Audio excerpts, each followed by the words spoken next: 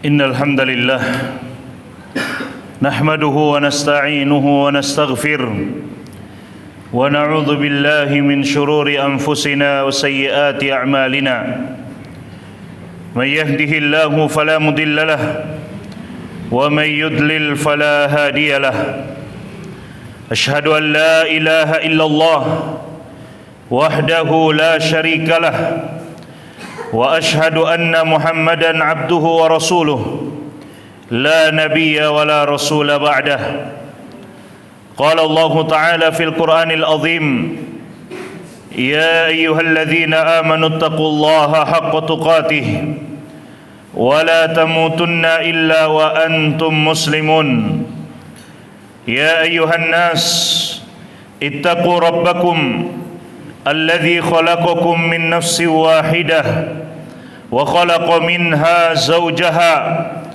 وبث منهما رجالا كثيرا ونساء واتقوا الله الذي تساءلون به والأرحام إن الله كان عليكم رقيبا يا أيها الذين آمنوا اتقوا الله وقولوا قولا سديدا يصلح لكم أعمالكم ويغفر لكم ذنوبكم ومن يطع الله ورسوله فقد فاز فوزا عظيما أما بعد فإن أصدق الحديث كتاب الله وخير الهدي هدي محمد صلى الله عليه وآله وسلم.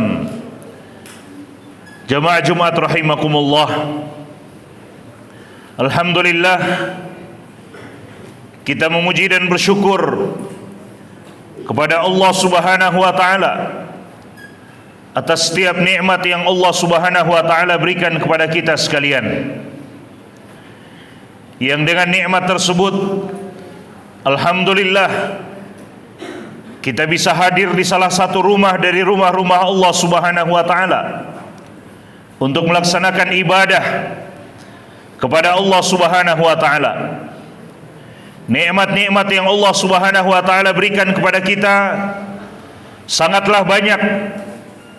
Bahkan Allah Subhanahu wa taala menantang orang yang ingin menghitung nikmat-nikmat Allah Subhanahu wa taala.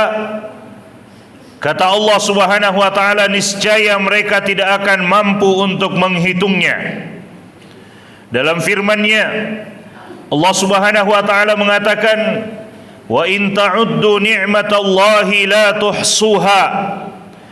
Dan jika kalian hendak menghitung-hitung nikmat-nikmat Allah Subhanahu wa taala, niscaya kalian tidak akan bisa untuk menghingganya. Saking banyaknya nikmat Allah Subhanahu wa taala yang Allah Subhanahu wa taala berikan kepada kita. Maka mudah-mudahan dengan ibadah yang kita lakukan kepada Allah merupakan salah satu bentuk syukur kita atas setiap nikmat yang Allah berikan. Meskipun kita sangat yakin jamaah sekalian bahwa masih sangat kurang syukur kita kepada Allah Subhanahu wa taala jika dibandingkan dengan banyaknya nikmat-nikmat Allah Subhanahu wa taala. Salawat beserta salam kita haturkan kepada baginda Rasulullah sallallahu alaihi wasallam, kepada keluarga beliau, para sahabat dan orang-orang yang senantiasa mengikuti mereka dengan baik. Dan semoga kita termasuk di antara mereka yang berusaha untuk mengikuti Rasulullah sallallahu alaihi wasallam hingga kemudian Allah kumpulkan kita bersama dengan beliau di dalam surga yang penuh dengan kenikmatan. Allahumma amin. Jamaah Jumat rahimakumullah, sudah merupakan hal yang kita ketahui bersama bahwa kita ada di muka bumi ini dengan tujuan yang sama, yaitu beribadah kepada Allah Subhanahu wa taala, mengesahkan Allah Subhanahu wa taala dalam setiap ibadah kita. Allah Subhanahu wa taala mengatakan, wa ma khalaqatul jinna wal insa illa liya'budun. Tidaklah aku menciptakan jin dan manusia kecuali untuk beribadah kepada Allah Subhanahu wa taala. Itu adalah tujuan kita ada di muka bumi ini jemaah sekalian. Itu adalah maksud kita ada di muka bumi ini, yaitu untuk ibadah kepada Allah Subhanahu wa taala. Namun yang namanya manusia di dalam bahasa Arab disebut dengan al-insan.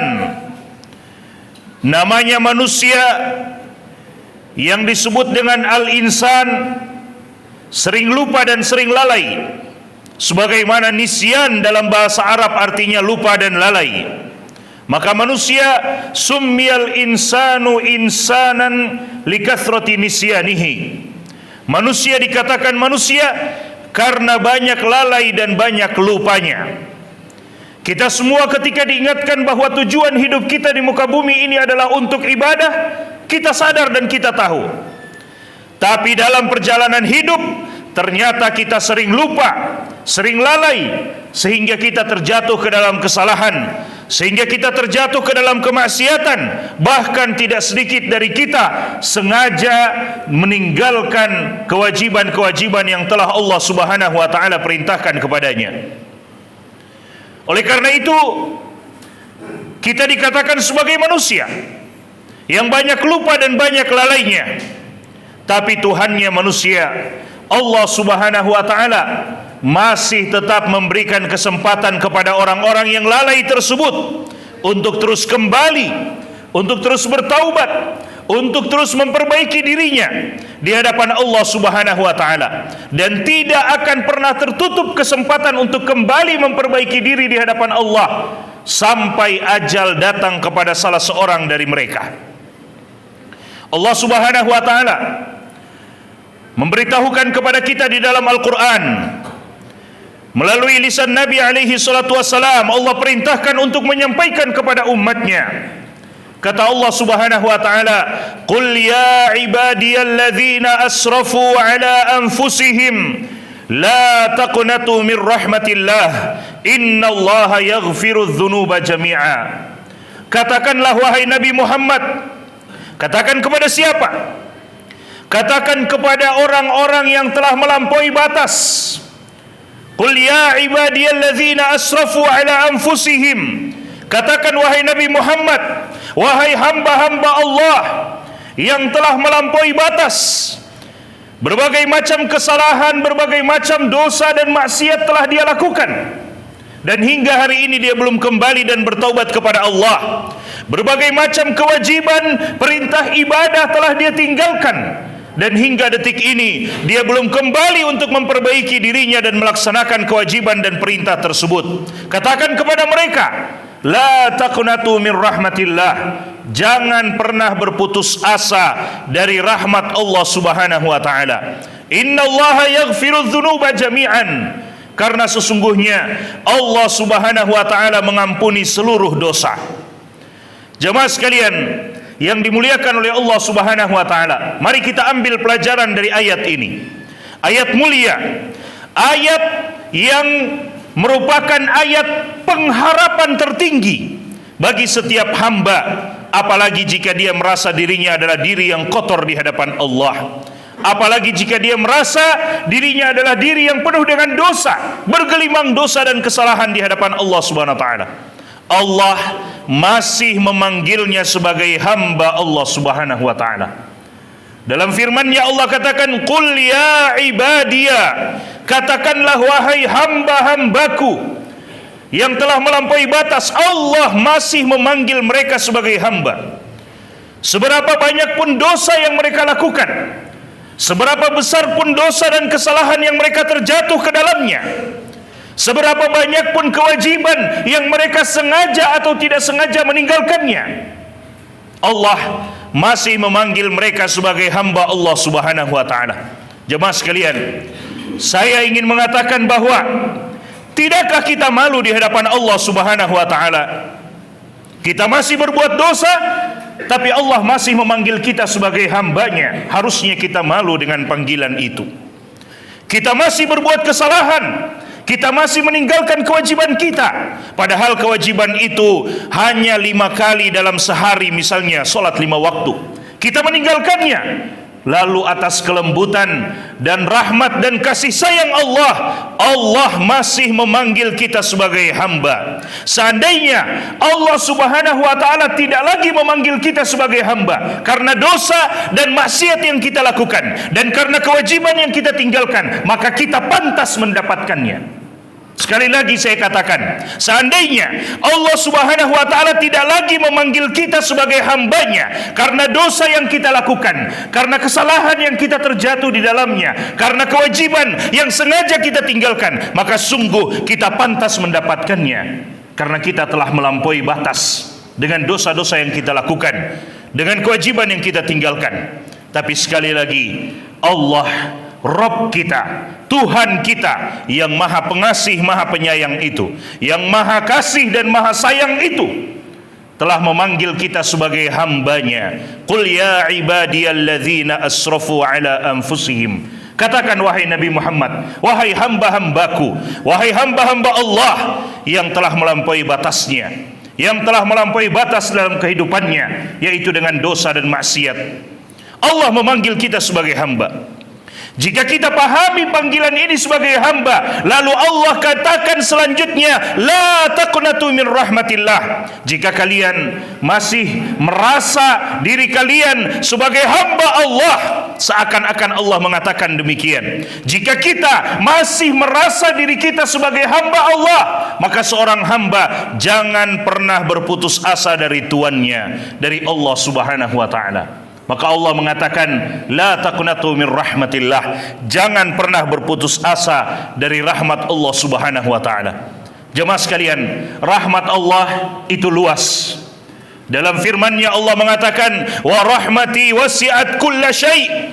Rahmatku meliputi segala sesuatu. Tidak ada yang bisa mengalahkan rahmat Allah. Dalam hadis qudsi, Nabi mengatakan bahwasanya Allah Subhanahu wa taala berfirman, "Wa rahmati sabaqat ghadabi." Rahmatku telah mengalahkan kemurkaanku. Allah lebih rahmat kepada hambanya daripada seorang ibu kepada anaknya. Jika ada seorang ibu yang sangat kasih, sangat cinta, dan bahkan tidak ingin anaknya celaka, Allah lebih rahmat kepada hambanya daripada seorang ibu kepada anaknya. Nabi SAW pernah mengatakan hal itu di hadapan para sahabat. Ketika beliau melihat seorang wanita yang mondar-mandir mencari anaknya, lalu kemudian dia dapatkan anaknya dan dia bawa pergi dengan penuh kasih sayang.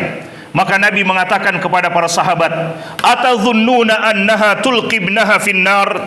Apakah kalian menyangka, apakah kalian bisa mengira bahwa ibu itu mau melemparkan anaknya ke dalam api? Maka spontan semua para sahabat mengatakan, tentu tidak wahai Rasulullah sallallahu alaihi wasallam. Maka Nabi mengatakan, lallah arhamu bikum min hadhihi biwaladiha. Allah lebih rahmat kepada kalian umatnya daripada seorang ibu kepada anaknya. Allah lebih rahmat, Allah lebih kasih, Allah lebih sayang kepada kita sebagai hambanya daripada seorang ibu kepada anaknya. Lalu karena kasih sayang Allah itu, Allah mengatakan kepada kita manusia pendosa ini, Allah katakan kepada kita, la taqnatu min rahmatillah, jangan pernah berputus asa dari rahmat Allah Subhanahu wa taala. Seburuk apapun yang pernah kita lakukan, bukan manusia yang menentukan akhir kehidupan kita, kembali kepada Allah Subhanahu wa taala. Seburuk apapun dosa yang pernah kita terjatuh ke dalamnya, surga dan neraka bukan ada di tangan manusia. Kembali segera kepada Tuhannya manusia, kepada Allah Subhanahu wa taala, karena surga dan neraka ketentuannya ada pada Allah Subhanahu wa taala. Maka jemaah sekalian yang dimuliakan oleh Allah Subhanahu wa taala, dalam ayat yang mulia ini Allah telah mengabarkan kepada kita bahwa rahmatnya terbuka luas untuk kita dan pengampunannya terbuka luas untuk kita. Tinggal kembali kepada diri kita masing-masing. Maukah kita untuk kembali bertaubat kepada Allah? Kapan waktunya untuk kita segera kembali kepada Allah? Jangan pernah menunda untuk kembali dan selalu bertaubat kepada Allah Subhanahu wa ta'ala. Setiap kali terjatuh ke dalam dosa dan kesalahan, setiap kali kita meninggalkan perintah Allah, segera kembali kepada Allah Subhanahu wa ta'ala, karena kita selalu ingat bahwa pintu rahmat Allah selalu dibukakan untuk mereka-mereka yang kembali.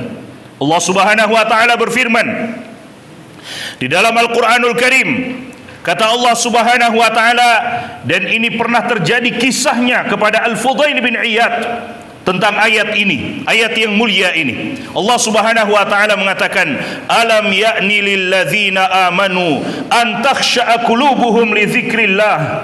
Belumkah tiba saatnya untuk orang-orang yang beriman agar hati mereka kembali tunduk dan takut kepada Allah Subhanahu wa taala. Ada kisah yang menakjubkan dari Al-Fudail bin Iyad rahimahullahu taala dengan ayat yang mulia ini. Belumkah tiba saatnya untuk orang-orang yang beriman agar hati mereka tunduk dan patuh kembali kepada Allah Subhanahu wa taala. Fudail bin Iyad, jemaah sekalian yang dimuliakan oleh Allah Subhanahu wa taala, beliau di kota Mekah dikenal dengan seorang yang sangat ditakuti oleh penduduk Mekah. Disebut sebagai qati'ut tariq, sebagai orang yang suka memalak di jalan, jika itu bahasa yang terbaik untuk hal ini.